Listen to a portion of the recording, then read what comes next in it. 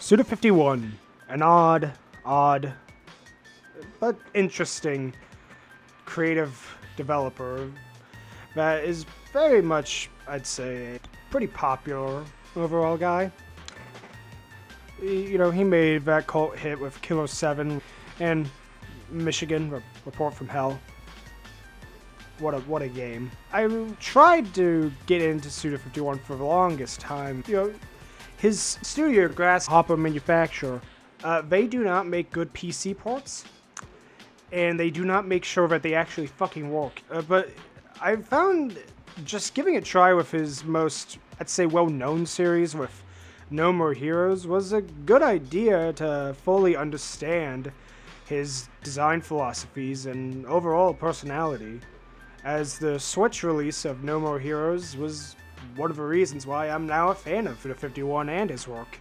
Lois, No More Heroes was released all the way back in 2007 for the Wii of all things, and oddly enough, it kind of fits the whole thing of the Wii, being that of a motion control gimmick that most games used well, others didn't, but I'd say I can fully understand the appeal of No More Heroes back then on the Wii.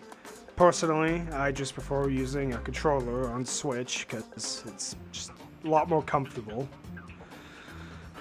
But the game itself, it's very interesting and different in the way that everything starts off so well, but you get into this repetitive cycle of just always go here, kill a guy, then do these repetitive, annoying tasks just so you can continue the storyline and get to the overall goal for Travis, which is just a date with some French girl that he just met at a bar, and ends up being a pretty funny satire of capitalism and overall just a good experience. Like, at the beginning of the game, I thought, wow, Travis is kind of a badass. He's cool, just looks awesome. Who's also voiced by the ever-so-talented Robin Atkin-Downs. Some may know him as the Prince and Prince of Persia Warrior Within. Or maybe the Saboteur. Those are the two I mainly know him as. But overall, the game itself, he works extremely well as Travis. His delivery very much helps carry Travis as a person and helps make him more likable when, at a certain point in the game, for me at least, you just get tired of Travis and all the shit going on. Like, after you kill every single boss in the game opens up, Travis is in his apartment, goes to his phone messenger thing, very 2007, and always, each time, opens up with the same fucking joke of Travis renting some porn movie, and it says, how to pleasure a woman. It's like, we get it already, okay? He can't fuck. He's got no dick. Got no game. I get it. You don't need to keep putting the same fucking joke in. But in Travis's room itself is, well, he's a fucking weeaboo probably. But I realized as the game progresses, Travis himself is a lot more interesting and more human than I really thought. For someone whose room looks like he probably posts transphobic slurs on the internet and probably watches lolly porn, is actually a guy with morals and ethics, really a person. One detail I noticed throughout the game that I really liked is that when it comes to some of the female assassins that you have to kill, he does struggle to finish the job. With the first one, when he defeats her, he just cuts off her arm but won't finish the job. She's too young for him to really want to finish off. For him to really want to finish off. And he wants her to come back when she's stronger. And you do get that little sense early on that he just didn't have it in him to kill a woman. And with the sixth boss, Molly Hartley, she's one that Travis, even though he defeated, he didn't have it in him to finish her off. He loved her spirit, her personality, and I liked her character as well. All the bosses do leave a good impression, after a while. But I found the ones that were a lot more exaggerated with their appearances and how they walked to be the most memorable. Like Destroy Man, he's a really fun one.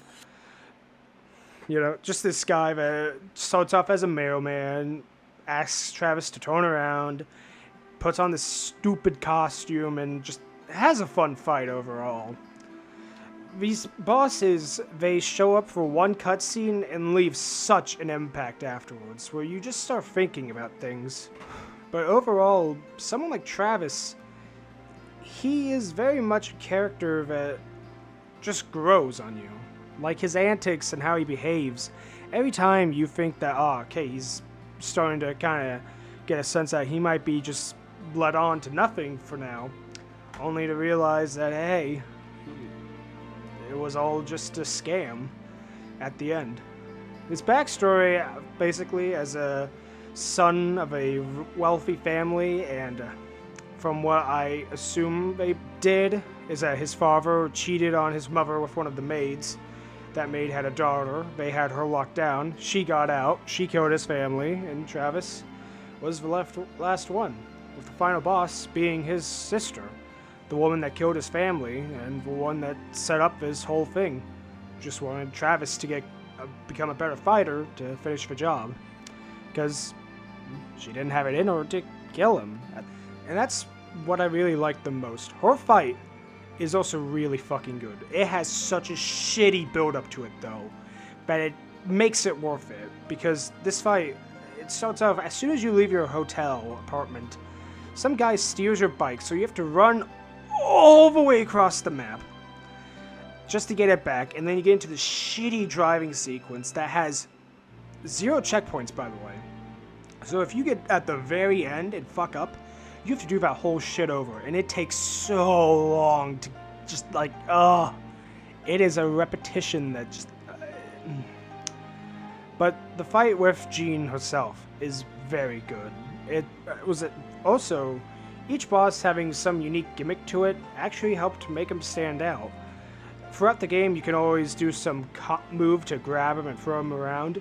With Jean, you can't do that. You do that, she takes a chunk of your health out, and I had to get used to not trying to run up and grab her. It was a good change of pace for the game, and I liked it. But the biggest problem with the game, but also oddly enough, one of the things that makes sense because of the game's overall themes of anti-capitalist views, is that between each fight, Travis needs to make a set amount of money every time so he can start the fight with the next assassin. You have 10 assassins to kill, getting all the way to number 1. And Travis, you know, since he's not loaded, has to do these odd jobs around the city of Santa Destroyer, which is a sick name, by the way. Having to do chores like mowing the yard, collecting pineapples, picking up trash.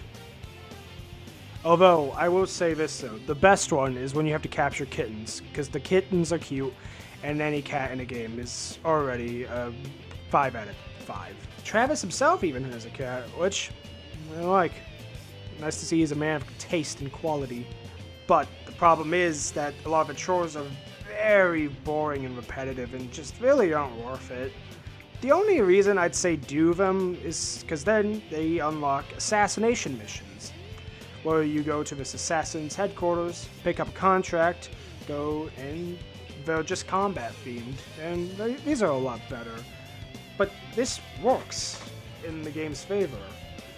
Again, this anti-capitalism messaging goes well. Travis is working tooth and nail just to get all the way to the top, breaking his back, getting all these injuries, just doing everything he can, taking out the competition, doing whatever stupid menial task it is. And when he gets to the top, only to realize that it was all a scam. There's nothing for you for working that hard. You just get scammed and end up feeling lonely and pointless now. And I think that's kind of beautiful. Next up, I also want to talk about the graphics of the game. Because for a 2007 Wii game, I think it still looks fine. You know, you could definitely tell some modeling and texture work isn't great, but I feel like the game's art style and overall designs do help keep it from feeling dated. Because it's like driving around Santa Destroya on Travis's motorcycle, which is also sick as hell, by the way, is not bad at all. I enjoyed it. The city itself, I feel like could use a bit more personality. I would like to see it expanded. I know in the third game they actually made it. They went back to an open world design after the second game didn't do that. So I'd like to see how they handle it in that game.